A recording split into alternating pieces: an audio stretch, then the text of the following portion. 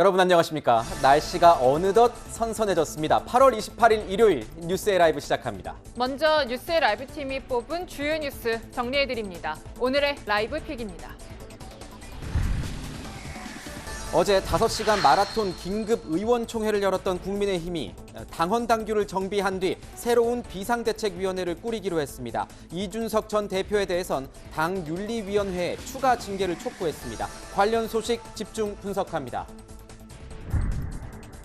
더불어민주당이 잠시 뒤 전당대회를 열고 당대표와 최고위원 5명 등 새 지도부를 뽑습니다. 이재명 후보의 대표 선출이 유력한 가운데 계파 갈등을 해소하고 사법 리스크를 돌파할 수 있을지 관심이 주목됩니다.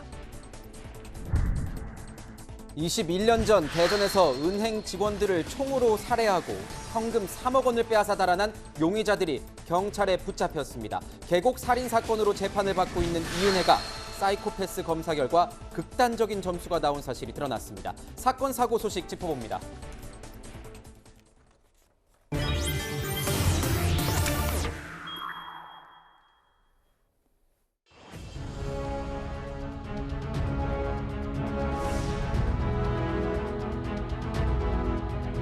당헌 당규를 정비한 후 새로운 비상대책위원회 구성을 결의했습니다. 이준석 전 당대표는 오히려 대통령의 국정 운영과 당 운영을 앞장서서 방해하였음.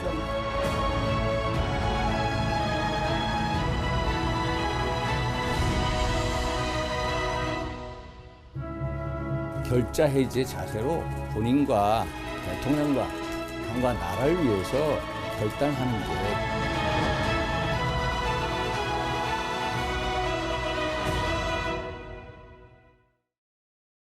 네, 뉴스 분석 함께할 4분 소개하겠습니다.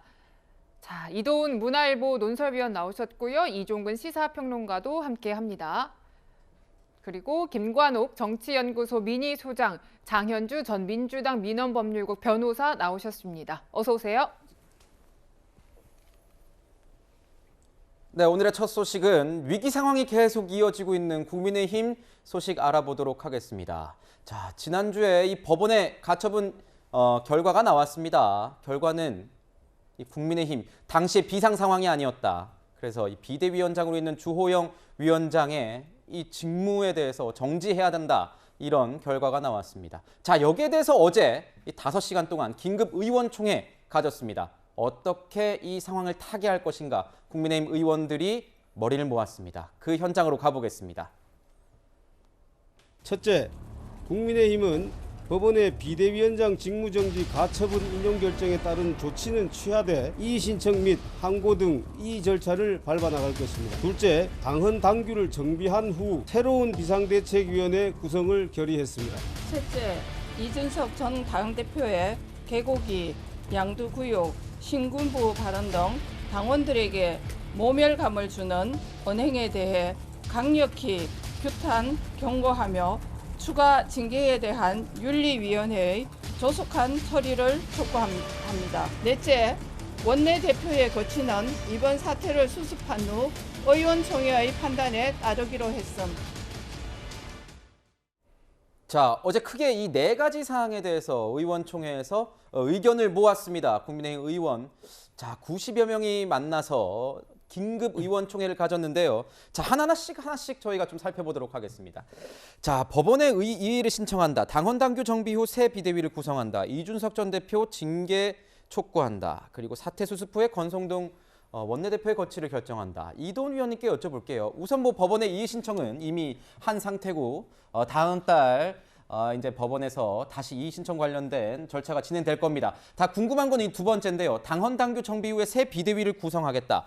자, 비상 상황을 새로 규정해서 법원 판단을 넘어서겠다, 뒤집겠다 뭐 이런 겁니까? 4가지 그 결의문 내용 같은데 가운데 지금 보면은 가장 중요한 거는 저 3번째입니다. 3번째입니까? 네. 이준석 전 대표 추가 징계 조속 처리 유고.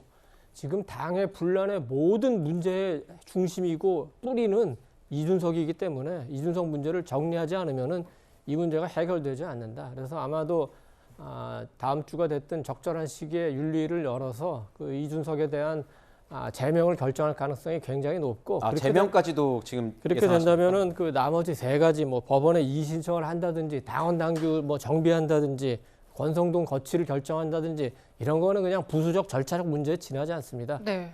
당이 그 빙빙 돌아가지 말고 오래간만에 문제의 핵심을 그래도 네 가지 중에 하나 건드렸어요. 세 번째, 이준석 거치를 확실하게 하지 않으면 첫 번째, 두 번째, 네 번째 조치는 아무 의미도 없습니다. 그래서 당이 이준석을 정리할 수 있느냐 없느냐 그게 지금 가장 중요한 문제로 보면 되고 일단 정리하겠다는 길로 가니까 좀 지켜보면 될 것 같습니다.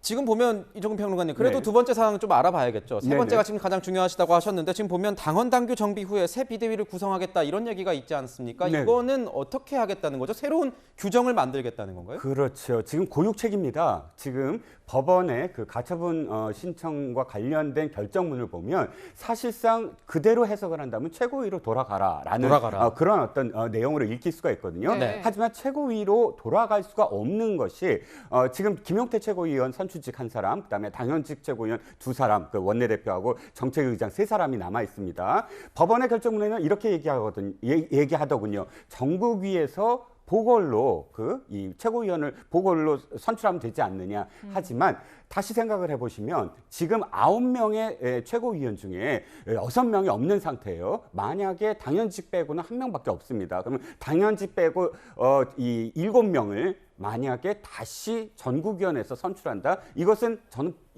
불가능하다고 보거든요. 네. 왜냐하면 거꾸로 이렇게 말씀을 드리죠. 300명의 국회의원이 있는데 200명이 지금 거리 상태에서 보궐을 200명을 치를 수가 있을까요? 그러려면 차라리 총선을 치러야죠.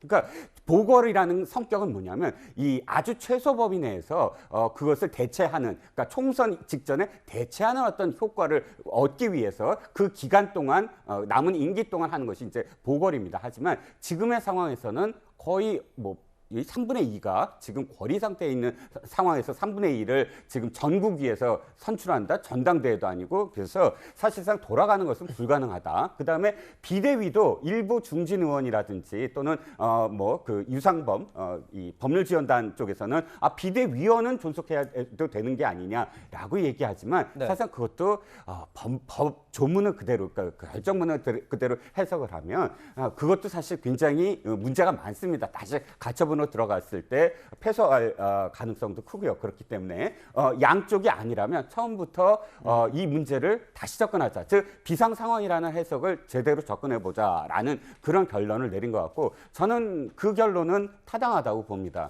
왜냐하면 지금 비상 상황이란 지금 자체가 이미 비상 상황이 됐거든요. 그 전에 결정문에 따르면 4명이 있었으므로 그 중에서 3명이 있었고 4명이 있었으므로 비상 상황이 아니다고 했는데 지금은 불가능한 상태다. 지금 현재의 상황. 네. 그래서 네. 처음부터 비상 상황으로 만드는 것이 만들겠다? 아니라 네. 비상 상황임을 이제 인정하면서 다시 적법한 절차를 거치겠다라는 것이죠. 자, 예를 들어서 이런 겁니다. 비대위 구성이 가능한 요건에다가 이제 최고위원 절반 이상 사퇴 또는 선출직 최고위원들의 사퇴 이런 구체적인 조항을 넣겠다 이런 건데 소장님께 좀 여쭤보고 싶은 건 이런 거예요. 지금 보면은 이 상황이 2020년 12월에 윤석열 대통령이 당시 이제 검찰총장일 때 징계의 당시 상황과 비슷한 모습 아니냐.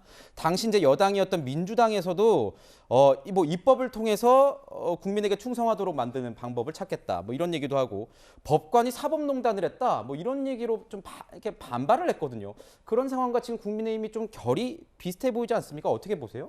그러니까 결국에는 이런 부분을 정족수가 채워졌느냐 안 채워졌느냐 이런 문제로 해결해서는 안 된다는 얘기를 하고 있는 거거든요. 지금 모든 문제의 근원은 선출직인 당 대표를 이런 식으로 50명의 어떤 대표들이라고 할 수 있죠. 전국위원회 상임 전국위원회 분들이 이거를 비상 상황으로 규정하고 이렇게 해서 비대위를 만들어내는 이런 장면 자체가 전 국민에 의해서 뽑힌 이 지도부 체제를 사실상 무력화시킨 것이라고 지금 법원은 보고 있는 거예요. 지금 이 정당이 사실상 대선과 지선을 이긴 정당이 맞는 건지 저는 그 부분도 굉장히 좀 안타깝게 생각이 들고요. 또 한 가지가 지금 어제 긴급 의총을 해가지고 5시간을 결과적으로 토론을 했는데 네. 나온 결과물이 결과적으로는 새로운 비대위를 만들고 또 새로운 징계를 하겠다는 거죠. 이게 비대위는 출범 자체가 잘못됐다라고 지금 판단하고 있는 거거든요. 그러니까 비상 상황이 있어서 비대위가 만들어진 것이 아니라 사실은 처음에 사고로 규정을 했잖아요. 그런데 거기에서 지도부를 구성하고 있던 최고위원들 하나하나가 스스로 사퇴하면서 비상 상황을 만들어내므로 해가지고 비대위를 의도적으로 비상 상황을 만들었다고 지금 법원은 판단하고 있는 것이기 때문에 이 부분이 해소가 안 되는 한은 계속해서 비대위를 만든다고 해도 법원은 인용할 가능성이 있다고 보는 거예요. 그러니까 다시 돌아가서 사실 해법은 지금 권성동 대표를 사실 바꿔서, 그러니까 이 회의를 다시 해야 되겠죠. 새로운 원내대표를 뽑고 그분이 직대를 해가지고 다시 사고의 상황에서 이 직대의 그 상황을 만들고 조기 전대를 해야만 이것이 해법으로 판단이 될 수 있는 것이지, 계속해서 법원의 판단을 부정하는 비대위 체제를 계속 가져가겠다는 것은 법원의 판결을 사실 부정하는 것이거든요. 이거는 어떻게 보면 법 취지를 부정하는 것과 마찬가지인 것이고, 또 한 가지는 사실은 이준석 대표를 다시 징계하겠다? 무슨 근거로? 결국에는 뭐 대통령에 대해서 좀 비판했다는 것인데 당내에서 비판한다 그러면 다 징계받습니까? 이거는 정당 민주주의에도 위배되는 부분이거든요. 그래서 이러한 어제 나온 두 가지 결론이 사실은 국민의 눈높이엔 전혀 맞지 않는 것이다. 위원님 어떻게 보십니까? 지금 보면 뭐 김관호 소장님도 말씀 주셨지만 진중권 전 교수도 그런 얘기를 했더라고요. 법원의 결정에 대해서 이렇게 넘어서겠다는 정당은 처음 본 것 같다, 이런 식으로 이제 SNS에 올린 걸 봤는데 어떻게 생각하십니까? 그럼 이쯤에서 그 법원의 판결에 대해서 한번 우리가 짚어볼 대목이 있는 것 같습니다. 그 판사의 판결은 물론 존중돼야 되죠. 그렇지만 그 판단하는 그 맥락을 보면은 향후에 국민의힘이 어떻게 대응해야 되고 우리 국민들이 어떻게 받아들여야 될지를 한번 생각을 해볼 필요가 있습니다. 헌법 103조죠. 법관은 헌법과 법률에 의거해서 양심에 따라 판결한다. 물론 이제 황정수 판사도 그렇게 했다고 주장을 할 수 있을 겁니다. 그리고 나름대로의 논리는 있어요. 그렇지만 이걸 정치적으로 해석하면은 이번 판결 내용을 보면 어떻게 하면은 국민의힘을 가장 어려움에 처할 수 있고 가장 분란에 빠질 수 있게 만들 수 있을까? 아마 그거를 염두에 두고 만들었다고 이해하면 굉장히 쉽습니다. 첫째, 이준석은 대표직을 계속 유지해야 된다. 둘째, 전당대회에서 꼭 나와서 다음 대표도 할 수 있어야 된다. 주호영 비대위원장은 물러나야 된다. 그러나 비대위의 합법성은 애매하게 만든다. 당이 분란에 빠질 수밖에 없도록 만들어 놓은 거죠. 둘째, 남부지법이 다음 주 이후에 결정하겠다고 그랬어요. 근데 갑자기 지난 주말에 결정을 합니다. 어떤 식이죠? 그래도 국민의힘이 연찬에 열어가지고 정부 인사들 다 합쳐서 대통령도 왔죠. 우리 한번 잘해보자. 경제 위기, 안보 위기에서 잘 잘 넘어가고 국민들 위해서 한번 열심히 해보자 하는 연찬의 시기에 딱 맞춰가지고 판결을 냅니다. 또 그날은 또 무슨 날이죠? 윤석열 대통령이 오래간만에 대구에, 그것도 이제 서문시장 방문하는데 그 시간에 맞춰서 딱 결정을 냅니다. 이게 우연이라고 봐야 될까요? 세 번째, 황정수 판사는 그동안 일관되게 법리야 어떻든 간에 결과적으로는 국민의힘에 굉장히 불리한 판단을 해왔습니다. 태안 그 군수 공천 관련해서도 국민의힘의 1, 2위 후보가 싸우는데 거기에 개입해서 결국 3위인 민주당 후보가 당선되는 결과를 낳았어요. 다른 지역에서도 그런 상황이 여러 번 있습니다. 그러면 이렇게 얘기할 수 있어요. 아이고 너무 정치적으로 보는 거 아닙니까? 정치적으로 보는 건 제가 아니고 판사들입니다. 2017년에 정권이 교체되니까 어느 판사가 도저히 못 참고 솔직히 고백을 했죠. 재판이 곧 정치다. 우리법연구회 소속이고 전국 법관회의 대표에 소속했던 그 판사가 그런 얘기를 했죠. 황정수 판사의 생각은 다른 거예요. 그렇기 때문에 판결을 존중해야 되기 때문에 무슨 뭐 당원 개정 일부 할 수 있습니다. 그러나 저 판결의 내용이 중요한 거고 국민의힘의 진짜 문제가 뭐냐? 그게 이준석이다. 그럼 이준석 문제를 해결하지 않고는 이 문제를 해결할 수 없기 때문에 이준석 문제를 해결하는 게 가장 우선. 그 다음에 뭐 당원 뭐 어쩌고 권성동 어쩌고 이런 건 부수적인 문제 지나치지 않습니다. 네, 지금 보면은 저희 이동민 의원님께서 말씀해 주신 건 이 판결의 어떤 시점이나 내용과 관련해서는 이 개인적인 해석의 영역입니다. 뭐 판결문은 나와 있는 상태고요. 그걸 또 해석하는 뭐 영역은 개인적일 수 있으니까요. 하지만 반론이 또 있을 수 있을 것 같아요. 어떻습니까? 그러니까 저는 지금 이 부분의 출발점은 어디냐면 국민의힘이에요. 그러니까 정치의 사법화를 자초한 거거든요.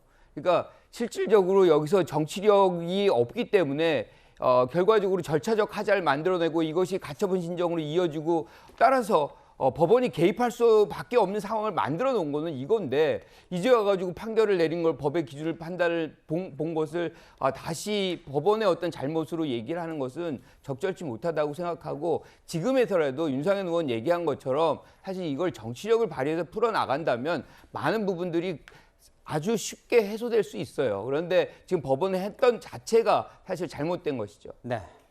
네, 지금 이제 의총 결과 저희가 분석을 하고 있는데 이제 하나 주목해서 봐야 할 점은 이준석 전 대표에 대한 추가 징계가 이 안에 담겼다라는 겁니다. 이 목소리 저희가 하나 더 준비했거든요. 듣고 분석 이어가겠습니다. 이준석 전 대표의 해당 행위라고 보여지는 발언들, 뭐 불사질러 버린다든지 개고기니, 양두국이니 하는 이런 막말에 대해서 바람직하지 못하다는 의원들의 공감대가 형성됐다. 거기에 대한 책임을 물어야 된다는 이야기들이 있었죠. 네, 이 부분에 대해서 의원총회에서 갑론을박이 이어진 모양입니다. 의원들 사이에 뭐 여러 가지 의견들이 나와서 변호사님 거수투표까지 했다라고 해요. 어떻게 보고 계십니까? 사실 이 가처분이 인용된 것과 그리고 이준석 대표에 대해서 추가로 징계를 해야 된다는 그 결의안 내용은 사실은 좀 별개의 내용으로 봐야 될 것 같습니다. 사실 저는 가처분 결정이 인용된 것을 보면서 좀 많이 놀랐던 부분은 일단 절차적인 하자보다는 실체적 하자에 집중했다는 것입니다. 저도 당에 있으면서 가처분 사건을 많이 봐왔지만 인용되는 경우에도 법원에서는 절차적으로 중대한 하자가 있을 경우에만 정당의 자유를 침해하면서도 개입하는 경우가 있었거든요. 근데 이번 사건에서는 분명히 실체적 하자를 지적했습니다. 결국 비상 상황이 아니었다는 것이었고요. 그 당시에 많은 분들이 지적하셨던 것처럼 국민의힘이 당시에 비상 상황이 아니었고 오히려 비상 상황이라는 정답을 정해놓고 최고위원들이 줄줄이 릴레이 사태를 하면서 비상 상황을 만들어가는 것이 아닌가. 마치 닭이 먼저이냐 계란이 먼저이냐 이런 얘기들이 많았었거든요. 법원도 그 지점을 지적했습니다. 외부적으로 봤을 때 비상 상황이 아니었고 오히려 최고위원들이 비상 상황을 만들어가는 과정이었기 때문에 전국위원회에서 비대위를 의결한 것 자체가 무효라고 판시했습니다. 그 얘기는 비상 상황이 아니었고 실체적으로 잘못된 결정이었다는 것이기 때문에 단순한 절차적 하자였고 절차를 뒤집어서 뭔가 새로이 고쳐보겠다라는 것이 전혀 통용될 수 없다는 판결입니다. 그렇다면 국민의힘으로서는 지금 비상 상황을 만들어서 비대위로 억지로 끌어가려고 했다는 부분에 대해서 정당 민주주의에 반한다라는 사법부의 엄중한 경고를 받아들여야 되는 시점인 것이고요. 그 시점에서 과연 이준석 대표가 이 가처분을 제기한 것 자체가 어떤 잘못이 있는지에 대해서 좀 면밀히 봤으면 좋겠습니다. 과연 국민의힘 내부에서 지금 이 상황에 대한 책임이 누구에게 있는지, 과연 그것이 이준석 대표에게만 있는 것인지에 국민적인 의문이 있는 것이고요. 도대체 국민의힘 내부에서는 아무도 책임지지 않으려고 하는 이 상황에 대해서 어떻게 해석해야 되는지에 대해서 좀 답변이 있었으면 좋겠습니다. 네, 그렇군요. 지금 어제 결정되지 않은 부분이 하나 있는데 그것은 바로 이제 권성동 원내대표 거취 이 부분입니다. 뭐 사퇴 요구도 나오고 여러 가지 목소리들이 나왔다라고 해요, 평론가님. 일단은 어제는 결정 안 하고 나중에 추후 논의하기로 했는데 이 부분이 또 향후에 갈등 요인이 될 수 있지 않겠습니까? 네, 갈등 요인이 되겠죠. 하지만 이 유보를 유지를 위한 유보냐 아니면 교체를 위한 유보냐에 따라서 유보의 성격이 좀 달라질 것 같아요. 지금까지 권성동 원내대표가 사실상 고비마다 계속 유지를 위한 그런 유보가 굉장히 많았습니다. 그리고 결과적으로 계속 유지가 됐고요. 그 직무대행이라는 이름으로. 그런데 이번에는 좀 상황이 다를 것 같아요. 왜냐하면 이 의총 직전까지는 비상대책위원장 직무대행 뭐 그쪽으로 몰아가다가 의총 이후에 유보를 한 어떤 상황이거든요. 그건 다시 의총을 열어서 결정하겠다고 하지만 그러나 지금 권성동 원내대표의 지금까지의 이 사태에 대한 책임은 점점 더 쌓여만 갔거든요. 지금 이 상황까지도 사실은 뭐 퍼센티지로 따지면 거의 50% 이상의 어떤 책임이 있는데도 불구하고 지금 당 상황 때문에 또 뭐 앞으로 정기국회 때문에 이런 어떤 이유들이 계속 붙습니다. 그러면 어쨌든 당을 수습하는 어떤 상황들은 충분히 지금 이해가 가요. 오늘도 당정 협의가 있잖아요. 당장 없다면 원내대표밖에 없는 상황이니까 주호영 비대위원장이 못 가니까. 그러면 이런 상황들이 다 된 다음에 저는 권성동 원내대표가 만약 진짜 의총을 걷기 전에 사퇴를 한다면 사실상 이준석 대표가 공격하는 지점이 소멸된다. 이준석 대표가 공격하는 지점은 윤핵관이거든요. 뭐 장제원 의원을 공격한다고 해도 사실상 백의종군 상태인데 권성동 원내대표가 여러 가지 책임이라든지 또 뭐 이준석 대표에 대한 어떤 이 공격 대상이라든지 여러 가지 측면에서 아마 사퇴를 하거나 교체가 되는 것이 바람직하다고 봅니다. 네, 지금 어제 결정에 대해서는 여러 가지 반응들이 나오고 있습니다. 네, 반발하는 목소리들이 좀 더 공식적으로 많이 나오고 있는 것 같아요. 저희가 그 목소리 좀 전해드리면 최재형 의원 같은 경우에 SNS를 통해서 이런 의견을 남겼습니다. 같이 보시면 그러니까 모든 것은 빈대 때문이니 초과상관 다 태우더라도 빈대만 잡으면 된다는 당 아니냐. 뭐 이런 얘기도 하고요. 하태경 의원 같은 경우에는 민주주의도 법치주의도 국민도 버렸다. 그러니까 결론이 너무 허망하다. 이런 얘기까지 했어요, 위원님. 당내 민주주의라는 차원에서 뭐 다양한 목소리가 나오는 게 좋고 또 그 뭐 여러 의원분들이 하시는 말씀이 다 일리가 있는 말씀이죠.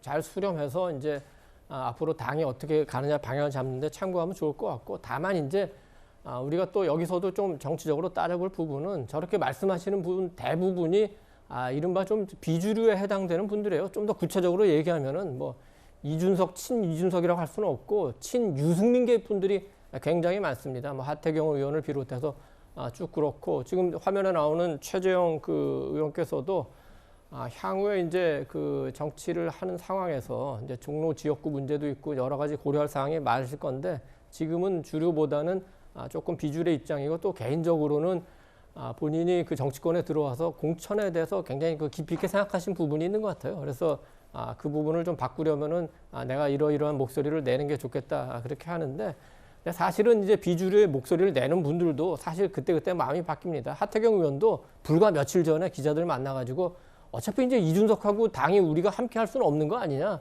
이런 얘기까지 했어요. 근데 이게 이제 또 가처분이 인용되니까 또 원래 이제 그 개파의 또 본 모습으로 돌아간 것 같긴 한데 어느 누구도 이준석이 지금 당을 위해서 저렇게 하고 있다고 믿는 사람은 저는 거의 없는 것으로 알고 있습니다. 네.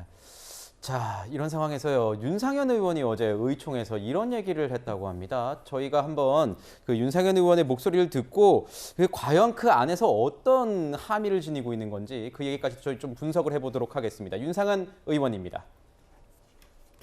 사퇴를 하고 새로 원내대표를 뽑고 새로 원내대표가 당 대표 직무대행을 하고 거기서부터 실마리를 풀어야 한다. 그리고 이준석 전 대표를 만나서 톤 다운시키고 또 대통령과 이준석 전 당 대표하고의 화해도 만들어내고. 네, 지금 보면은 이준석 전 대표를 만나서 톤다운을 시키고 대통령과 이준석 전 대표와의 화해도 만들어내야 한다. 이렇게 지금 주장을 하고 있습니다. 이종근 평론가님께 좀 여쭤볼게요. 네네. 이 뭐 굉장히 어떻게 보면은 낙관적인 이런 시각에서 본 것 같은데 화해가 되는 상황입니까? 어떻게 보세요? 제가 알기에는 윤상현 의원이 굉장히 노력했던 것 같아요. 노력했어요. 지금 중간에 예를 들어서 윤석열 대통령과 그다음에 이준석 대표 간에 물밑 협상을 또 이준석 대표가 폭로를 했지만 그러나 한두 라인이 아니라 정말 많은 그 라인에서 어떻게든 좀 이 정치적인 어떤 결과를 내려고 노력을 했고 윤상현 의원도 그 중에 한 명으로 저는 알고 있습니다. 그래서 자신이 또 노력한 것에 대한 결과물을 또 내야 되지 않겠습니까? 그래서 저렇게 이야기하지만 그럼에도 불구하고 아까 소장님께서 아니 이 당내 어떤 민주주의에 대해서 어떤 말도 할 수 있는 거 아니냐 하지만 어떤 말도 사실은 정도가 있거든요. 신군부라고 표현하는 건 어떤 의미냐면 협상의 대상이 아니라 타도의 대상입니다. 이준석 전 대표가 얘기했던. 그렇죠. 왜냐하면 신군부라는 건 헌법을 전복하고 이 권력을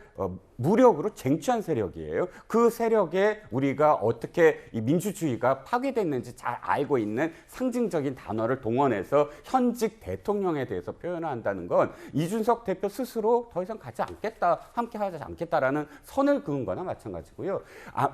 이 박근혜 대통령과 비슷한 발언을 한 번 한 적 있죠. 그러니까 이명박 대통령 시절에 박근혜 의원이 이렇게 얘기했잖아요. 왜 당도 속고 국민도 속았다. 그 말을 그대로 사용한 이준석 대표는 아마도 의도가 그럴 것 같아요. 아니 지금 윤석열 대통령 밑에서 내가 박근혜 대통령처럼 그렇게 야당 노릇을 해보겠다라고 생각을 해서 그 표현을 한 것 같은데 박근혜 대통령은 아무리 그렇게 표현을 하더라도 그러나 이명박 대통령은 신군부라고 비판하지는 않았습니다. 그러니까 저는 당내에서도 그 선을 이미 넘었다라는 판단은 어저께 그 거수 그 투표에서 나타난 어떤 결과가 아닌가 싶습니다. 그 닭이 먼저냐, 뭐 병아리가 먼저냐 이런 문제 아까 변호사님도 말씀해 주셨지만 우선 뭐 의원들 사이에서 어제 의원총회에서 그런 결의가 나왔다는 것. 이거 보니까 이런 발언들을 했던 이런 좀 무리가 있을 수 있어 논란이 있을 수 있었던 이런 발언들을 했던 이준석 전 대표의 이런 발언들에 대해서는 결코 좌시해서는 안 된다 이런 거에 공감대는 형성된 것 같아요. 그래서 일각에서는 뭐 제명시켜야 한다. 뭐 윤한홍 의원 같은 경우는 이렇게까지도 얘기를 했다고 하는데 어떻습니까? 화해 단계는 넘어선 것 같고요. 불쾌한 기분은 들겠죠. 지금 말씀하신 대로 극단적인 뭐 단어들이 사용이 됐기 때문에 그러면 왜 이 단어들을 윤석열 전 대표가 사용을 했는지 아까 말씀하신 대로 뭐가 먼저인지라는 걸 본다 그러면 사고로 규정을 해서 사실 직대 체제를 유지하고 6개월 이후에 복귀를 하고자 하는 그 대표 입장에서 볼 때는 갑자기 자신의 어떤 거취를 완전히 소멸시켜버리는 비대위 체제를 받아들이긴 굉장히 어려운 거잖아요. 이거는 어차피 권력 투쟁의 양상입니다. 그런데 이제 이 권력 투쟁의 양상이라는 것도 상대를 어떻게 이제 대하느냐의 태도의 문제가 있잖아요. 같은 당내 인사인데 이런 식으로 몰아내버린다는 법적으로 뭐 이렇게 해버리면 사실은 당 외의 인사나 마찬가지로 아주 적대적으로 투쟁할 수밖에 없는 거예요. 그래서 저는 처음부터 이 상황을 이런 식으로 이제 비대위 체제를 가져가고 이게 다 이제 사법부에 이렇게 뭔가 심사를 받게끔 되는 과정이라는 걸 우린 다 알고 있었거든요. 그걸 자초한 부분은 사실은 뭐 지금의 어떤 비대위 체제를 구성하려고 했던 그런 계획한 사람들이 어떤 의도가 있다라고 생각을 한다 그러면 저는 양쪽에 다 문제점은 있지만 결국적으로는 그들이 먼저 정치력을 발휘해서 사법부 판단을 이제 묻기 전에 뭐 이런 문제들을 좀 허심탄회하게 당내에서 대화를 풀었다 그러면 여기까지 오지 않는 것 아닌가. 그리고 지금 우리가 물가라든가 뭐 얼마나 민생이 지금 어렵습니까? 이런 문제에서 책임을 져야 하는 집권당이 오히려 국민들에게 부담을 주는 이런 장면들을 만들지 않지 않았을까 뭐 이렇게 생각합니다. 네. 네, 지금 이 국민의힘 상황에서 이준석 전 대표의 대응 굉장히 궁금한 대목이고요. 이런 반응 내놓은 게 있습니다. 그러니까 비대위 존속으로 간다라고 하면은 추가로 이 가처분 신청을 할 수도 있다라고 했는데요. 변호사님 지금 새로운 비대위를 간다라고 결정을 했잖아요. 어제. 그러면은 여기에 대해서도 뭔가 가처분 얘기가 나올 수도 있는 건지 어떻게 판단하고 계십니까? 일단 이준석 대표로서는 충분히 검토를 해볼 수 있다라고 생각할 것 같습니다. 네. 그러니까 지금 처음에 나왔던 입장은요. 지금 현재 비대위를 만약에 존속한다. 즉 비대위원장에 대해서만 직무가 정지된 것이니까 비대위원들을 만약에 존속시킨다는 해석을 한다면 그렇다면 그것에 대해서 가처분을 하겠다라고 한 건데요. 지금 또 국민의힘 입장에서는 다시 규정을 바꿔서 새로운 비대위를 구성하겠다라고 해서 좀 얘기가 좀 달라졌습니다. 네. 그렇지만 새로운 비대위가 나온다고 하더라도 과연 이제 가처분 결정에 나왔던 비상 상황 자체가 아니었다라는 그 실체적 하자 부분을 과연 이것을 치유할 수 있겠느냐에 대해서는 논란의 여지가 있을 것 같습니다. 그렇다고 한다면 이준석 대표로서는 뭐 지금 현재 비대위를 유지하든 아니면 새로운 비대위 체제가 나오든지 간에 가처분 처분 결정을 또 신청을 다시 해서 법적으로 다퉈보는 것 분명히 검토할 것 같습니다. 네. 분명히 검토하겠다. 그 가처분 신청을 이렇게 계속한다면 당내 혼란 상황이 계속 이어지지 않겠느냐 뭐 이런 분석들 해볼 수 있을 것 같습니다. 자, 이준석 전 대표가요 경북 칠곡을 찾아서 이제 성묘를 하는 이 모습을 본인의 SNS에 사진과 함께 찍어서 올렸습니다. 칠곡에 머무르면서 책을 쓰겠다 이렇게 올렸습니다. 보수세가 강한 뭐 보수의 심장이라고 불리는 이 TK행을 택한 것을 두고 해석이 분분한데 위원님 어떻습니까? 뭐 여러 가지 얘기가 나왔습니다. TK 지지층 결집하고 뭐 여론전을 펼치려는 것 아니냐 이런 해석이 나오니까 이 전 대표가 아니 성묘 가는 것도 이렇게 정치적으로 이용하냐 하면서 반박을 했던데 어떻습니까? 정치인의 행보에는 그런데 다 의미가 있다고 저는 기자 시절에 기자지만 배우고 있고 또 해석은 제각각 아니겠습니까? 어떻게 보십니까? 뭐 성묘 갈 수 있죠. 조상을 섬기는 건 뭐 잘하는 일이죠. 가처분 이제 또 다시 얘기 나오는데 이제 이미 그 법적으로 해결할 상황은 그 지났습니다. 이제는 이제 정치적 판단을 할 때죠. 우리 언론인들이 굉장히 존경하는 그 선배 한 분이 지난 그 주말에 칼럼 하나를 썼습니다. 비상을 그 먹는 심정으로 이준석을 품어라. 뭐 그 우리 선배 언론인께서도 얼마나 많은 고민을 하고 그 칼럼을 쓰셨겠습니다. 국민이 속았다고 그랬죠. 그 이준석 대표가 처음 그 경선에 출마했을 때 가장 앞장서서 응원했던 사람이 가운데 하나가 접니다. 같이 경선에 나왔던 다른 대표 후보들이 저한테 전화해서 어떻게 당신이 그럴 수 있냐 이런 얘기까지 했어요. 그래서 제가 얘기했습니다. 아니 그래도 당이 뭔가 달라져야 되는 거 아니겠어. 당신과 나는 친하지만 그거보다는 그래도 그 정치가 새로워지는 게 더 중요한 거 아닙니까? 이런 얘기까지 했어요. 1차 가출했을 때까지도 제가 얘기했습니다. 그거는 대통령 측근들이 잘못하는 거다. 젊은 대표가 좀 활약할 수 있는 공간을 만들어줘야 되는 거 아니냐.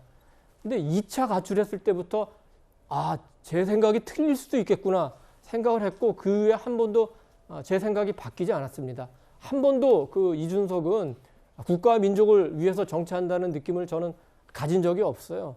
어떻게든 자기 정치, 자기의 권력을 유지하는 거, 대선 때부터 윤석열 후보를 겨냥해서 흔드는 거. 저는 지금에 와서는 이준석이 지난 대선에서 윤석열 후보를 찍었는지 자체도 저는 굉장히 의심스럽습니다. 이 상황으로는 더 이상 갈 수가 없어요. 지금 품었다고 칩시다. 그럼 어떻게 될까요? 이준석이 달라질까요? 절대 달라지지 않습니다. 이 내부 분탕질 상태로 또 총선까지 가고 대선까지 가는 거예요.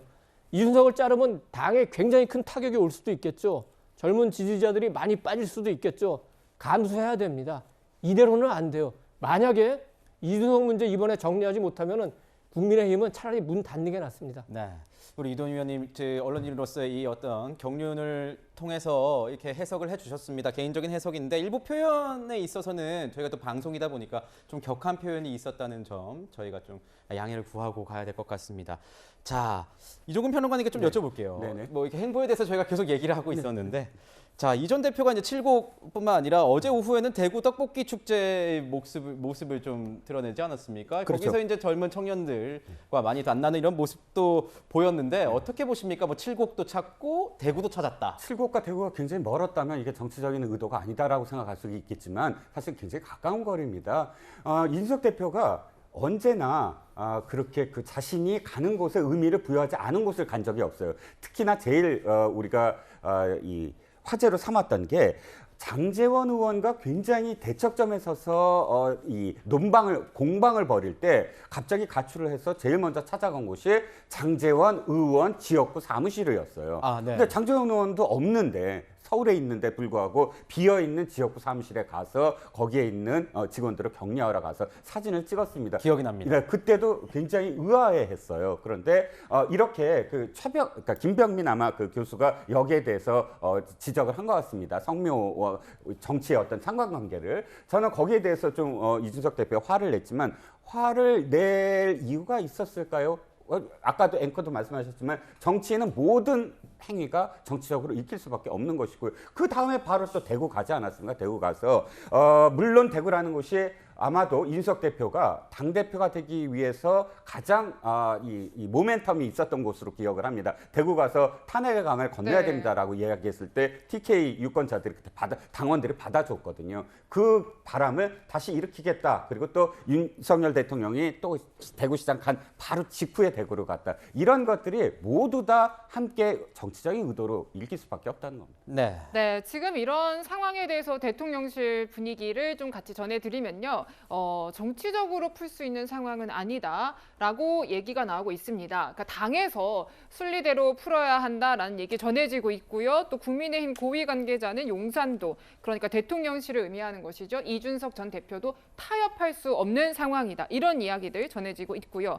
변호사님, 그런 가운데 이제 오늘 고위 당정 협의회가 사실 진행이 되는데 원래는 이제 주호영 전 비대위원장이 되겠네요. 주호영 비대위원장이 참석하기로 했지만 직무정지되면서 참석도 못하고 뭔가 이제 여기서 추석 관련 대책도 논의하고 민생도 논의하고 좀 지지율도 끌어올리고 모멘텀으로 삼으려고 했던 것 같은데 대통령실이 참 난감할 것 같아. 이런 분위기 속에서요. 그렇습니다. 대통령실로서는 민생 현안이라든지 경제 현안에 좀 집중하고 싶고 그런 부분으로 박차를 가하고 싶었을 겁니다. 그렇기 때문에 얼마 전에 있었던 윤석열 대통령의 대구 서문시장 행보도 추석을 앞두고 했던 민생 행보로 볼 수 있을 텐데요. 이번 가처분이 인용되고 당내 갈등들이 더 불거져 오면서 대통령실은 지금 많은 고민에 빠졌을 것 같습니다. 네. 근데 이 부분을 사실 가처분 결정이 인용된 거 이후에 당내 그 수습 방향도 중요하겠지만 결국에는 이준석 대표 대표의 수사 결과가 좀 네. 어떻게 나오느냐가 굉장히 또 중요한 또 모멘텀이 될 그렇죠. 것 같은데요. 경우에 따라서는 그게 공소시효가 다음 달 9월에 마무리된다라는 얘기도 지금 나오고 있고 또는 내년까지다 이렇게 조금 얘기가 나오고 있습니다. 네. 왜냐하면 이준석 대표가 그 알선수재 혐의 그러니까 성접대라든지 뭐 추석 명절 선물을 받은 그 마지막 시점이 2015년이냐 뭐 16년이냐에 따라서요 공소시효가 조금 다르게 적용될 텐데 만약에 다음 달에 공소시효가 마무리되는 것으로 본다면 경찰에서는 수사를 박차를 가할 수밖에 없고 곧 피의자 신분으로 조사할 가능성이 있기 때문에요. 또 그런 부분도 국민의힘 어떤 당내 갈등 상황에서 변수가 될 것 같습니다. 그렇군요. 위원님, 지금 대통령실 분위기는 어떤 겁니까, 정확하게? 뭐 그 속으로는 뭐 부글부글 끓겠죠. 그렇지만 뭐 정치와는 당무에는 관여하지 않는다는 원칙을 얘기했기 때문에 네. 뭐 말은 조심하고 있는 것 같은데 대통령실도 그렇고 우리 지금 화면에 나오는 윤 대통령도 이거는 분명히 기억을 해야 됩니다. 권성동이랑 계속 정치를 하면은 권성동 수준의 정치밖에 할 수가 없어요. 그리고 윤핵관이랑 계속 정치하면은 윤핵관 수준의 정치밖에 할 수 없어요. 그걸 잘 알아야 됩니다. 지금 국민의힘 수준을 한번 볼까요? 예를 들어서 이제 당에서 가장 그 중요한 현안이 가처분 문제였습니다. 딱 두 가지밖에 없어요. 기각되든지 인용되든지. 거기에 대해서 아무런 대응책도 해놓지 않았어요. 그냥 기각되겠지 뭐. 인용되니까 깜짝 놀라서 이게 뭐야? 이게 지금 집권 여당의 상황인 겁니다. 우리 제가 오늘 너무나 많은 비판을 하는데 비판할 때는 좀 해야 될 것 같습니다. 네. 주호영 원내대표 별명이 뭔지 아세요? 오대수입니다. 오늘만 대충 수습하자. 그게 현재 국민의힘의 아주 정확한 모습입니다. 대충 오늘만 수습하게 가자. 이런 정당을 믿고 정치한다는 거는 굉장히 잘못된 거. 네. 국민의힘은 지금 굉장히 단순히 이준석, 단순히 뭐 권성동 원내대표 체제 이런 문제가 아니라 총체적인 위기라는 거를 알고 대통령실도 카운터 파트너로서 우리 국민의힘이 얼마나 문제인지 알고 개혁을 하는데 좀 더 힘을 기울여야지. 좀 편하게 그냥 네. 이대로 가자 이런 식으로 생각한다면은 이준석 대표 물러나더라도 금방 새로운 위기가 올 겁니다. 네, 법원에서는 이번 판결 가지고 뭐 국민의힘에서도 여러 가지 얘기가 나왔기 때문에 황정수 판사에 대한. 하지만 황정수 판사는 어떤 논란이 있을 만한 어떤 단체에 소속되거나 그런 정치적 성향을 가진 것이 아니다라고 알려왔기 때문에 그 사실을 좀 알려드려야 될 것 같고 오늘 이동훈 위원님도 많이 벼르고 나오신 것 같은데 표현의 수위에 대해서는 조금 높았기 때문에 저희가 그 부분에 대해서는 좀 시청자 여러분께 양해의 말씀을 구하고 가야 될 것 같습니다. 개인적인 의견이었다는 점도 참고해 주십시오. 네, 저희가 첫 번째 순서에서는 긴급하게 마련한 국민의힘의 수습 방안하고요. 그 여파까지 두루 짚어봤습니다. 네, 사실 오늘 축제 분위기는 이곳이죠. 민주당으로 가봐야 될 것 같습니다. 가시죠.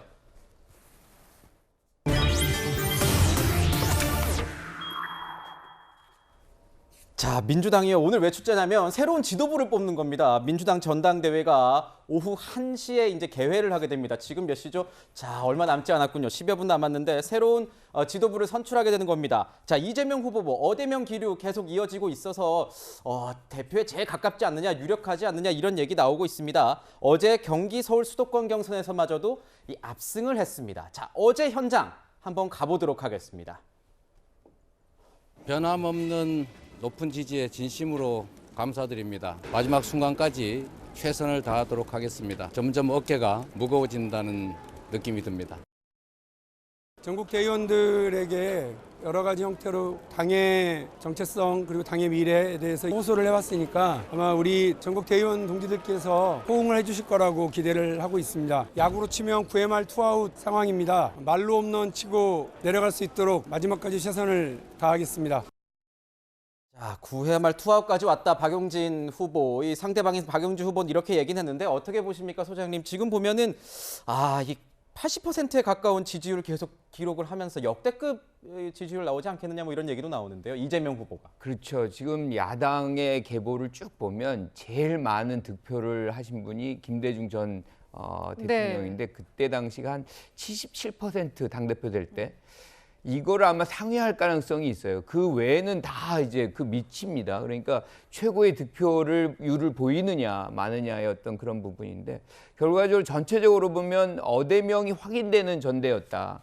그러니까 거꾸로 얘기하면 우리가 얘기하는 이제 이 흥행이랄까요? 이런 부분에서는 그렇게까지 이렇게 좀 도움이 되지 않는 그런 부분도 있지만 이렇게 몰릴 수밖에 없는 거는 결과적으로는 이재명 후보가 90석을 확보해서 정부 여당을 견제할 수 있는 유일한 카드다라고 지금 야당을 지지하는 분들은 지금 믿고 있는 겁니다. 아하. 그래서 네. 아마 오늘 이제 당대표에 당선이 되면 사실은 어깨가 굉장히 무거울 거예요. 네. 그러니까 많은 시선들이 오고 본인이 해야 될 일들이 앞에 그냥 첩첩 쌓여 있기 때문에 그걸 이제 헤쳐나가는 그런 모습을 보여야 되는 그런 과제가 있는 거죠. 그래서 지금 며칠 전에 어제죠. 어제도 이제 얘기하건데 어깨가 굉장히 무겁다. 뭐 이런 얘기를 계속 반복적으로 해요. 그만큼 할 일이 많다는 거죠. 지금 더욱이 지금 정부 여당이 뭔가를 잘하고 있다 그러면 사실은 그런 부분들이 조금 더 덜 할 텐데 이제는 정부 여당도 굉장히 어려운 상황이고 국민들도 거기에 대해서 굉장히 피곤감을 지금 느끼고 있거든요. 그러면 지금 야당에게 더 많은 관심을 갖게 될 수밖에 없어요. 이렇게 되면 지금 이재명 대표가 당대표가 이제 되면 더 많은 일을 해야 되는 것이고 이럴 때 과거로의 어떤 회귀 예컨대 이념정당으로 회귀 이런 것들은 사실 국민이 원하는 바가 아닙니다. 지금 민생이 굉장히 어렵죠. 그러니까 실용성과 중도성을 강화하고 통합을 강조하고 다행히 이제 당선이 되면 곧바로 이제 문재인 전 대통령을 만난다고 해요. 사실은 어떻게 보면 통합이라는 그 부분을 정면으로 이제 뚫고 가겠다는 그런 메시지로 저는 읽히고 있는데 이런 부분들을 실질적으로 실행을 하고 제일 중요한 거는 지금 제1당입니다. 어떻게 해도. 민생 입법이라든가 여기에 기대하는 부분이 굉장히 많아요, 국민들은. 네. 이런 것들을 차근차근히 실행하게 되면 지금 이렇게 논란에 빠져 있는 여당과 대비되면서 더 많은 90석을 확보할 수 있지 않을까 이렇게 생각합니다. 네. 네, 그렇군요. 지금 이제 오늘 결과가 나올 텐데 마지막 남은 관전 포인트 하나는 이제 대의원 투표 많은 분들이 이야기하십니다, 변호사님. 대의원 투표 결과가 뭔가 기존과는 다른 분위기가 나올 수도 있는 겁니까?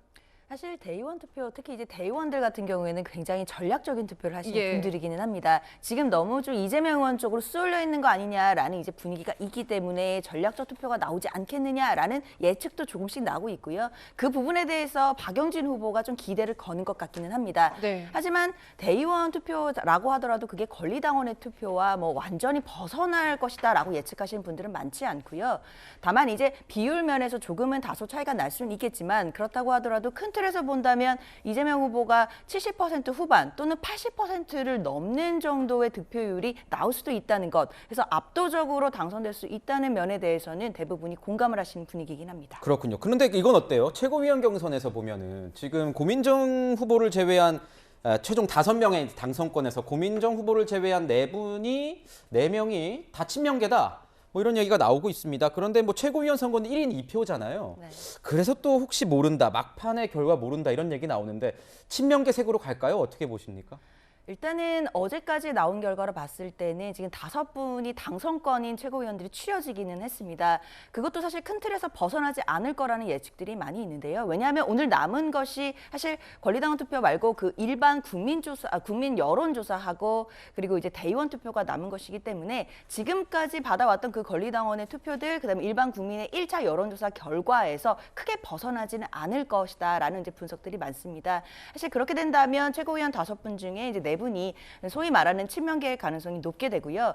그렇다 하더라도 일단 새로 출범하는 지도부가 이런 좀 어떻게 보면 계파 갈등이 있을 수 있다라는 부분에 대한 어떤 그런 뭐 우려라든지 뭐 그런 부분도 숙제로 네. 남아있기 때문에 잘 떨쳐서 나가서 어떻게 하면 당을 통합할 수 있을지에 대해서 고민하는 것도 과제라고 하겠습니다. 그렇군요. 네, 지금 이 어대면 기류 속에서 오늘 만약 이재명 대표가 되는 그런 민주당으로 변화를 한다면요, 평론가님. 네. 앞으로 이제 현 정부와 많은 일들을 하게 될 겁니다. 뭐 견제도 하고 협치도 중요할 텐데 어떻게 보고 계십니까?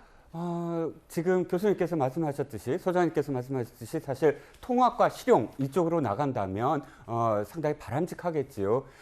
실제로 이재명 후보가 지난 대선 경선에서 보면 자신이 가장 아끼고 주장해왔던 좀 더 이념 성향이 강한 정책이었던 기본소득 이런 것도 다 버려가면서 무엇이든 다 흡수할 수 있다라는 그런 논리로 실용적인 어떤 그 모습을 보여왔습니다. 그런데 문제는 지금부터가 여러 가지 어떤 변수가 있다는 거예요. 즉 사법 리스크, 자신에게 닥쳐오는 사법 리스크를 어떻게 대처할 건가? 이걸 정치적으로 대처를 할 거냐, 아니면 개인적인 어떤 정말 리스크로 떠안을 거냐? 당연히 야당, 제1야당의 당 대표가 됐는데 정치적으로 익힐 가능성이 크고, 그것 때문에 당헌 80조도 지금 개정을 한 상태입니다. 그러면 사법 리스크를 고스란히 이것을 정치적인 그런 그 해법으로 만약에 응대를 한다면 당연히 전국은 경색될 수밖에 없다.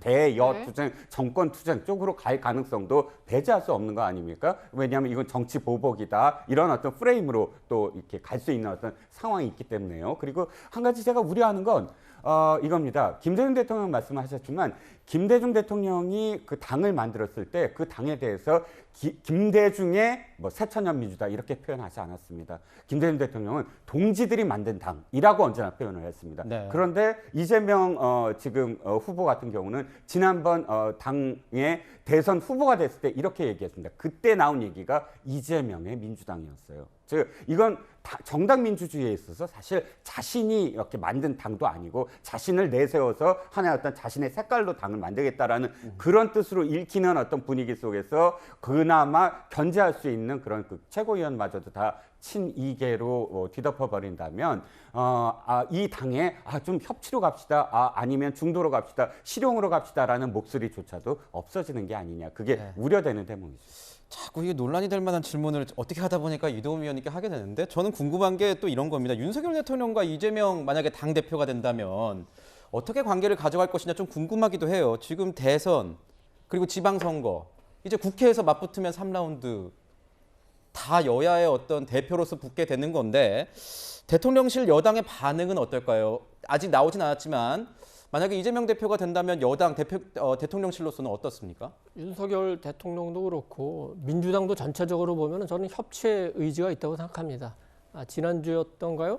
김진표 국회의장이 대통령실에서 이제 그 대통령 그리고 이제 부의장단에서 같이 만찬을 하면서 협치하기로 하고, 또 그래서 곧바로 문재인 전 대통령 사저 앞에서의 그 경호 범위를 넓히면서 시위를 좀 물리는 이런 그 합의까지 있지 않았습니까? 또 지난 5월 제가 16일로 기억을 하는데, 그 윤석열 대통령이 취임 후 처음으로 국회에서 시정연설을 할 때 야당 의원들이라도 많이 박수 보내줬고, 그 연설이 끝나고 퇴장할 때 다 일일이 악수를 하면서 윤 대통령이 야당 의석까지 가서 악수를 했습니다. 야당 의원분들이 끝까지 기다리면서 다 윤 대통령하고 악수하면서 웃으면서 인사했어요. 저는 기본적인 여야의 그 협치의 의지는 있다고 생각합니다. 그래서 새 지도부가 구성되면은 대통령실에서도 적극적으로 협치하려고 할 겁니다. 다만 이제 걱정이 되는 거는 그 이재명 이제 의원이 사법 리스크가 있기 때문에, 예를 들어서 수사라든지 소환이라든지 기소가 이제 현실화되면은 야당에선 반발할 거고, 그렇게 되면은 아무리 정치와 수사를 분리한다고 하더라도 영향을 받을 수밖에 없기 때문에 현실적으로는 협치를 추구하되 그것이 현실화되기는 당분간은 좀 어렵겠다. 이게 좀 현실적인 분석인 것 같습니다. 그렇군요. 네, 그리고 이 선거 과정에서 당내에서 계파 갈등 얘기 참 많이 나왔습니다. 이재명 후보가 당 대표가 된다면 당장 바로 일정으로요, 변호사님. 이제 문재인 전 대통령 만나러 간다는 얘기 나와요. 아무래도 좀 통합에 방점을 찍는다는 해석 나오는데요. 그렇습니다. 이번 전당대회를 이제 기점으로 해서 어떻게 보면 친명이냐 뭐 비명이냐 이런 얘기들이 네. 언론에서도 굉장히 많이 나왔습니다. 사실 민주당 당내에서 본다면 뭐 친명, 비명 이렇게 나눠지는 계파가 선명하게 있다라고 보긴 좀 어려운 상황이긴 하거든요. 하지만 대선과 지선을 거치고 그 이후에 책임론들이 떠오르면서 분명히 이제 친명 의원들과 이제 비명 의원들 간에 약간의 갈등 양상들이 보이는 부분들은 있습니다. 네. 그렇지만 그런 부분들이 엄청나게 긴 시간을 뭐 두고 감정의 골이 겹겹이 쌓여온 그런 상황은 전혀 아니거든요. 그렇기 때문에 통합이라든지 함께 나아가는 야당의 모습을 보여줄 수 있는 가능성은 얼마든지 열려 있고, 그런 첫 번째 행보로서 문재인 대통령을 이제 찾아뵙고 같이 이제 통합의 행보를 보여주고 함께하는 모습을 보여준다면 야당으로서는 앞으로 남아있는 혁신과 쇄신의 과제, 그리고 당 내부를 다시 통합하고 그리고 건강하게 여당을 견제하면서 야당으로서 협치할 건 또 협치하고 국민을 위해서 민생과 또 경제 행보를 할 수 있는 정당으로 다시 다시 태어나는 그런 기점이 돼야 될 것 같습니다. 자, 네. 민주당 전당대회 1시에 지금 개회를 했고요. 잠시 뒤에 45분쯤 되면은 아마 정견 발표 있을 예정이고 그 뒤로 투표 뭐 다 이어져서 6시쯤이면 당 대표, 새로운 얼굴, 새로운 지도부가 나올 예정입니다. 자, 뉴스의 7시죠. 제일 빠른 뉴스로 가장 빠른 속보 전해드릴 테니까요. 함께 해주십시오. 네, 저희가 이번 순서에서는 민주당 전당대회 지금 오늘 막을 내리는 그 이야기들 짚어봤습니다.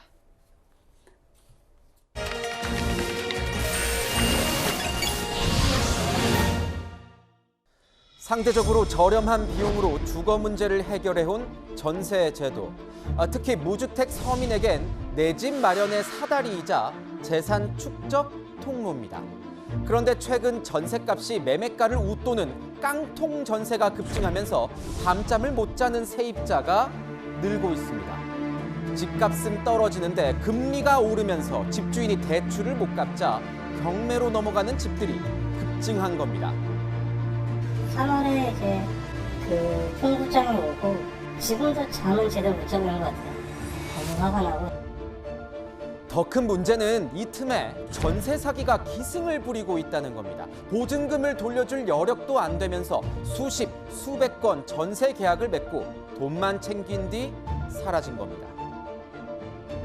꼭 불러달라고 이렇게 보냈는데 안 읽으시는 거예요. 그런 다음에 전화를 했더니 전화가 차단돼 있는 거예요.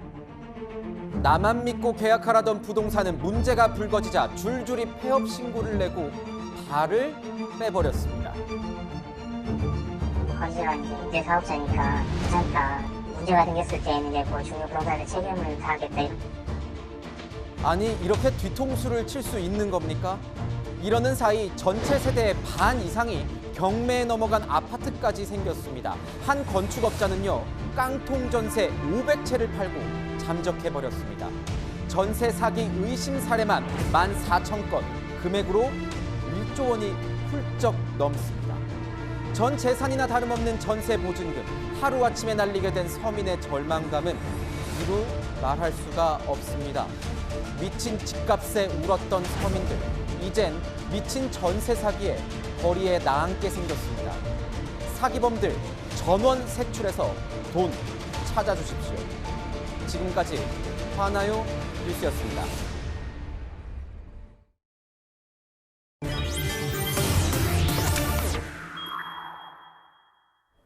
자, 오랜만에 사건 사고 소식 저희가 짚어보도록 하겠습니다. 21년 전입니다. 대전에 있는 한 은행 주차장에서요, 은행 직원이 이 권총에 살해당했습니다. 자, 그런데 이 현금을 빼앗아 달아났는데 당시 3억 원이었습니다. 3억 원 가량을 가져갔는데 이 용의자들이 잡히지 않았다가요, 얼마 전에 경찰에 붙잡혔습니다. 자, 어떤 사건인지 이종근 평론가님께 좀 여쭤보겠습니다. 네, 21년 전입니다. 마치 영화에서처럼 벌어진 사건이에요. 우리나라는 그러니까 총을 휴대하면 안 되는 국가 아닙니까? 그렇죠. 네. 그럼에도 불구하고 이 현금 수송 차량이 3억이 든 현금 수송 차량이 은행 지하 주차장으로 갑니다. 그런데 딱 내렸는데 바로 권총을 든 2인조 강도가 나타나서 권총을 처음엔 위협 사격을 공중에 한번 발사를 하고 그 다음에 이 3명이 있었는데요. 그 차 안에는 현금 수송을 담당하던 과장을 피격을 한 겁니다. 그래서 과장은 중태였다가 나중에 사망을 했고요. 그리고 달아났는데 이 차량은 130m가 있는 거리에 있는 옆 건물에 발견이 됐는데 거기까지가 답니다. 그 이후에 아무런 어떤 증거도 없고 이 목격자가 나중에 뭐 이 차의 썬팅에 대한 어떤 목격자는 나타났지만 네. 그럼에도 불구하고 아무런 단서가 없어서 지금까지 미제의 사건으로 남아 있었던 사건입니다. 그러니까요. 그렇군요. 지금 이거 20년 동안 장기 미제 사건이었습니다. 당시에도 복면을 쓰고 범인들이 지문을 남기지 않아서 굉장히 이제 어려웠다라는 건데 20년 만에 용의자 2명이 잡혔다라고 하는 겁니다. 변호사님, 어떤 실마리를 잡은 걸까요? 현장에 당시에 남아있던 DNA를 가지고 이제 네. 분석이 된 겁니다. 아하. 2001년도만 해도요, 그 DNA만 가지고 수사할 수 있는 과학수사 역량이 조금 부족했는데, 이제는 과학수사의 어떤 네. 기술이 굉장히 많이 발전했습니다. 당시에 남아있던 DNA를 가지고 현재 분석을 해서 그 범인들을 지금 찾아내게 된 것인데요. 사실 2001년도에 있었던 사건이 21년 만에 적발이 됐으니까 그러니까요. 공소시효 문제 없는 거 아니야? 이런 이제 좀 네네. 의문들을 가지시는 분들이 네, 네. 계실 겁니다. 원래 이 사건은 2001년도에 일어났던 거고, 당시에는 공소시효 공소시효가 15년이었기 때문에 2016년에는 원래 공소시효가 만료되는 것이었어요. 그렇지만 2015년도에 우리가 일명 이제 태완이법이라고 해서 공소시효, 특히 사람을 살해한 범죄로 사형에 해당하는 죄의 경우에는 공소시효가 이제 적용되지 않습니다. 그렇기 때문에 이 범죄의 경우에도 공소시효가 적용되지 않아서요. 지금 용의자도 체포를 했고 지금 구속영장까지 발부된 상태이기 때문에 엄한 처벌이 있어야 될 것 같습니다. 그렇군요. 자, 아직까지 경찰에서 자세한 이 조사 소식, 수사 소식이 나오지 않았는데 위원님, 이 사건 그때 혹시 취재하셨어요? 아니, 이 사건은 제가 취재 안 했지만 최근에 이제 그 과학 수사가 어느 정도로 발전을 했냐면 제가 이제 워싱턴 특파원 할 때 FBI 본부를 방문한 적이 있는데 거기서 설명을 해주는데 어느 이제 강도 사건을 그 해결을 했는데 그 신발 발자국을 보고 해결했다는 거예요. 그 발판에 그 우리 신발 안에 이렇게 문이 있지 않습니까? 보통 이제 물결도 있고 동그라미도 있고 하는데 그것만 보면은 어느 브랜드가 어느 나라에서 생산해서 어떤 유통망으로 어느 나라의 어느 지역에 와서 언제 팔렸다는 것까지가 다 나온답니다. 그러면 굉장히 범위가 좁혀지지 않습니까? 그런 식으로 과학 수사가 발전했고 특히 우리나라도 이제 그 대검에 과학 수사부가 있는데 대검에서 가장 바쁜 부서라는 얘기를 제가 들었습니다. 왜냐하면 우리나라도 과학 수사가 굉장히 발전하니까 외국에서 전부 같이 협력을 하고 싶어하는 거예요. 그러니까 죄 짓고는 못 사는 세상이니까 아마 잘들 생각해야 될 것 같습니다. 미국에서도 무시 못하는 이 DNA 분석 기술을 우리가 가지고 특히 대검에서 가지고 있다. 저도 출입할 때 그런 얘기 많이 들었었는데 앞으로 계속 이 수사 상황도 좀 지켜보도록 하겠습니다. 자, 다음으로 다룰 소식이 굉장히 또 그렇죠. 지금 이제 계곡 살인 사건 계속해서 전해지고 있는 얘긴데요. 이 이은혜에 대한 사이코패스 성향 이제 검사 결과가 나왔습니다. 지금 보시다시피 31점이에요. 평론가님, 이 31점이 어느 정도 수준으로 보면 될까요? 지금 보니까 강호순보다는 높고 유영철보다는 낮은데요. 네, 그렇습니다. 이것이 어떻게 밝혀졌냐면 이수정 교수 아시죠? 경기도 이수정 교수가 이 사이코패스와 관련돼서 물론 대면으로 이렇게 심사를 하고 점수를 매긴 건 아닙니다. 하지만 그동안의 어떤 수사 기록 이런 것을 보고했는데요. 30점이면 외국에서는 보통 약 영미국가에서 30점 기준이고 우리는 25점인데 상당히 높은 기준이라고. 그렇군요. 자, 이수정 교수가요, 이렇게 얘기를 한 바가 있거든요. 저희가 한번 그 목소리 가져와 봤습니다. 들어보시죠. 반사회적인 행동 패턴을 측정하는 요인이 있어요. 그 요인에서 만점 가까이 나왔다. 고통에 대한 공감이 근본적으로 없다.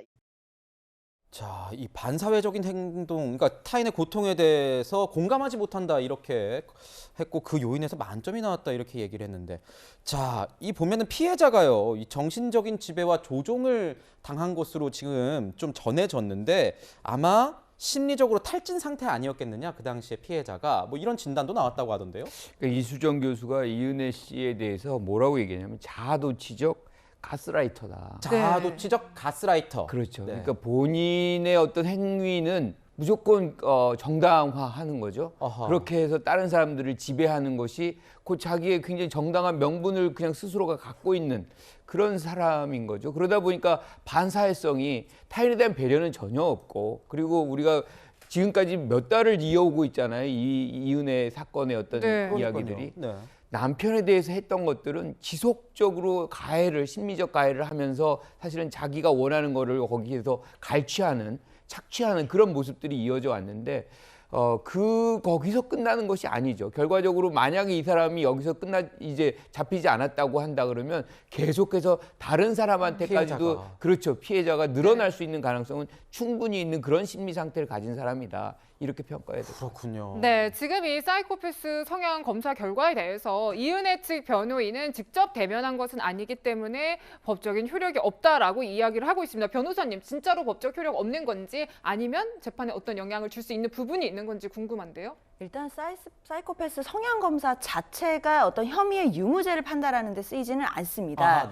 그렇지만요, 분명한 건 재범을 방지하기 위한 전자발찌 부착 명령과 관련해서는 영향을 미치기 때문에 이 검사에 대한 증언이 의미가 있는 것일 텐데요. 물론 이수정 교수가 그 이은혜를 직접 만나지 않고 대면한 것이 아니라 기록만 가지고 검사를 했다, 이 부분을 좀 항변하고 있지만, 그렇다고 하더라도 이 사이코패스 성향 검사 자체만으로도 전자발찌에 관해서는 분명히 영향을 미칠 수 있기 때문에 때문에 이번 증언들도 분명히 유의미하다고 하겠습니다. 그렇군요. 자, 이은혜 씨, 이 계곡 살인 사건 관련해서는 재판 계속 진행 중이고요. 저희 채널의 취재진이 밀착해서 취재하고 있습니다. 계속 속보 상황 전해드릴 수 있도록 하겠습니다. 자, 다음 소식이 있는데요. 좀 끔찍한 영상들도 있습니다. 지금 보면 마약 사건 이렇게 하시면 영화에서나 보고 뭐 외국에서나 일어날 법한 일 아닌가 했는데 그게 아니었습니다. 지금 보니까 온 가족이 요즘에 캠핑장 많이들 가실 텐데요. 이 캠핑장에서도 마약을 했다가 이게 인사불성이 된 사람이 있었다고 하더라고요. 여기 보면은 이 캠핑장에서 어떤 마약을 투입했다가 적발됐다고 하는데 이게 어떤 마약이었습니까? LSD라고 하죠. 그리고 향전신성 의약품이라고 표현되는데 코카인 아시죠? 네. 코카인의 약 한 100배, 그리고 필로폰의 300배에 달하는 그런 네. 마약이라고 합니다. 우리나라에서는 사실 LSD가 그렇게까지 보편화되어 있지 않는데 워낙에 고가이고 또 워낙에 단속이 심해서 그렇게 일반화되지 않았지만 지금 충격적인 건 뭐냐면 이게 영상입니다. 저 영상. LSD가 바로 이렇게 지금 LSD를 투여하고 이런 일가족들이 있는 캠핑장에 나타나서 현재 시각이 오후 5시 30분이에요. 그러면 가족들이 다 지켜보는 다른 캠핑에서 보고 있는데 옷을 벗고 30대가 저렇게 휘청이다가 땅에 풀을 뜯다가 하는 그런 거의 정신이 없는 상태를 지금 동영상이 보여주고 있는 것입니다. 아니, 저희 속옷바람으로 저 캠핑장에서 무슨 저런 추태를 부리는지 잘 모르겠습니다. 네, 지금 뭐 상황이 이상하다 보니까 캠핑장 관계자가 보고 또 신고를 했다라고 하고요. 이 LSD라는 게 얼마나 위험한 것인지 전문가의 분석까지 저희가 종합해서 목소리를 준비했습니다. 들어보시죠. 만지작하는 행동이라는 유사했거든요. 이제 생수 수술을 하는 데다가 술 냄새도 안 나고 눈동자가 풀려 있으니까 이제 약물 가능성이 높다라고 보고 이제 신고를 한 거였거든요. 일반 마약이 아니고 환각성이 굉장히 강한 독극물이라고 생각하면 됩니다. 중추신경계로 타고 들어가지고 뇌가 손상되기 때문에 이유 없이 화를 내고 제2의 범죄로 이어지는. 네, 들으셨다시피 뭐 독극물 수준이라고도 하고 아까도 설명을 해주셨지만 LSD는 코카인의 100배, 또 필로폰의 300배에 달하는 그런 마약이라고요, 변호사님. 지금 우리가 뭐 마약 청정지대 한국이라고 했지만 일상 속에도 점점 스며드는 그런 모습들을 볼 수 있는데 어떤 경로로 국내에 들어오는 건가요? 일단 밀수로 많이 들어오고 있는데요. 특히 뭐 기계나 이런 데다가 뭐 기계 부품 같은 데다가 뭐 마약을 넣어가지고 밀수를 한다든지 또는요 요새는 실제로 국내에서 그냥 제조하는 경우들도 있습니다. 직접 제조를 하는 건가요? 대마를 재배한다든지 아니면 뭐 감기약에서 뭐 필로폰들을 추출해가지고 뭐 그 마약을 만든다든지. 지금 영상이 들여오는 거죠? 그렇습니다. 네. 지금 밀수할 때 하는 건데요. 그러니까 원래 비행기 속도 조절용 부품으로 이제 부산항에 수입을 한 건데 열어보니까 이제 마약이 들어있었던 겁니다. 저런 식으로 이제 밀수의 수법들도 굉장히 치밀하고 대형화되고 있습니다. 양을 보시면 굉장히 많은 양이거든요. 이런 식으로 많이 들어오고 있고 우리가 또 코로나 상황이기 때문에 비대면 거래가 좀 많아지고 있습니다. 아하, 그렇군요. 코로나 상황이라서 모든 것들이 비대면으로 이루어지는데 이 마약 거래마저도 이제 좀 비대면으로 이루어지는데요. SNS나 이런 걸 통해서 비대면으로 마약 속칭 던지기 수법을 이용해서 특히 이제 2030 젊은 세대들이 마약에 좀 손쉽게 접근할 수 있는 상황들이 벌어지고 있다 보니까요. 굉장히 좀 우려되는 모습이라고 하겠습니다. 그러니까 요즘 들어보니까 이 다크웹이라고 해가지고 아주 그냥 암거래 시장에서 이 가상화폐를 통해 가지고 이게 뭐 많이들 이 마약을 접하고 있다 이런 소식이 들려서 굉장히 충격적입니다. 저는 위원님께요 좀 하나 여쭤보고 싶은 게 혹시 태국 갔다 와보신 적 있으십니까? 네. 요즘 근데 태국에서 저 이런 소식을 들었거든요. 대마가 합법화됐다 이런 얘기 혹시 들어보신 적 있으십니까? 태국뿐만 아니라 미국의 일부 주, 그다음에 유럽의 뭐 네덜란드 이런 데서 마리화나를 합법화해서 거기서 이제 그걸 접한 우리 젊은이들이 국내에 와서도 이거 저 외국에서는 합법인데 왜 못하게 하느냐 이제 이런 경우가 있는 모양인데 우리나라에서는 엄연히 불법이라는 걸 명확히 알아야 되고. 우리가 이제 아까 화면에서 보듯이 마약이 너무 우리 생활에 깊이 침투를 했어요. 마약 청정국이라고 하는데 그 인구 10만 명당 마약 사범이 20명 이하여야지 청정국인데 우린 2016년에 이미 20명을 훨씬 넘었습니다. 우리나라 마약 청정국이 아니에요. 그리고 여러 가지 미디어 범람으로 인해서 청소년들이 일찍 그 마약이라는 거에 대해서 접하게 되고 정보를 얻게 되고 또 아까 말씀하신 다크웹을 통해서 가상화폐로 결제하고 이런 좀 비밀리에 살 수 있는 루트가 많이 개발되면서 굉장히 위험합니다. 그래서 한동훈 법무부 장관이 왜 마약 수사를 못하게 하느냐, 이거는 일리가 있는 얘기예요. 지금 그 마약에 대한 수사력이 굉장히 떨어진 건 사실입니다. 그래서 검찰, 경찰 협조해가지고 네. 마약에 대한 단속 수사 확실하게 좀 강화해야 될 것 같습니다. 자, 지금 태국에서 보면은 많은 그 외국인들이 방문하는 식당에선 대마를 넣은 음료나 음식도 판다고 합니다. 하지만 변호사님, 안 되는 거죠. 먹고 들어오면 한국에서는 이건 불법입니다. 절대 조심하시고요. 뭐 삼겹살에도 이렇게 발라서 나오는 음식이 있다고 하니까요. 정말 조심하셔야 됩니다. 한 번 더 확인하십시오. 네, 저희가 마지막 순서에서는 사건 사고 소식 두루 좀 정리를 해드렸고요. 네 분 말씀은 여기서 마무리하도록 하겠습니다. 감사합니다.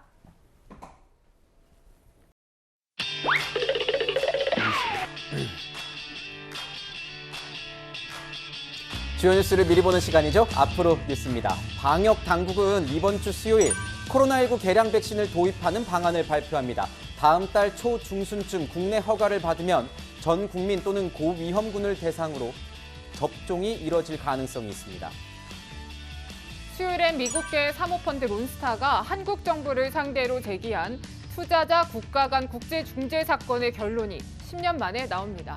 6조 원이 넘는 규모의 다툼이어서 어떤 결론이 나와도 파장이 이어질 것으로 보입니다. 이번 주 목요일부터는 휴대전화 한 대로 2개의 번호를 쓸 수 있는 eSIM 서비스가 시작됩니다. 새로 출시된 삼성 갤럭시 휴대전화와 아이폰 일부 기종에서 사용이 가능합니다.